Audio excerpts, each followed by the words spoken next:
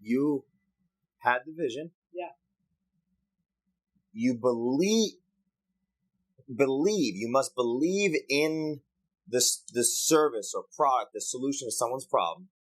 And then you have to get in front and actually live it and do it. Like, right? You checked out Andy Mack Works, for example. Is this something that I could get behind? Right. You showed up and actually led from the front. Yeah. And learned the language. It was so powerful hearing you is if the narrative was everyone's competing on price and service and you rechange the narrative with story, with the story of the belief and the actual execution. Right. And you learn it because you live it and you're there. Right.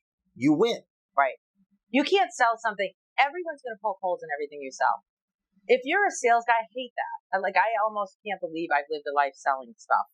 Kind of. I can't. It's like the overall culture. And I've been really good at it. But I can't believe I have. But I've tricked my brain into believing I'm not. When I was a loan originator, I was selling the American dream and helping people get into homes. I wasn't selling mortgages, but I was. When I was a manager, I was leading people to better their lifestyles.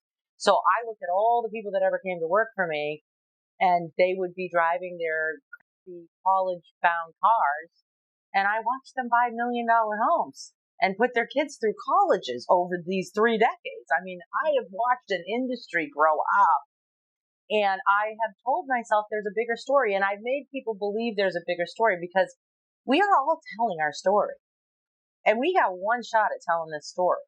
I'm still telling my story, and I've got this next chapter in front of me, and it's going to be epically a great big whoop-de-doo in my roller coaster of my life story because it's strap yourselves in, because I think people are scared watching the step I took last year. I think there was a gasp, not because I left the role that I was in, but because I did it at the time that we were thriving.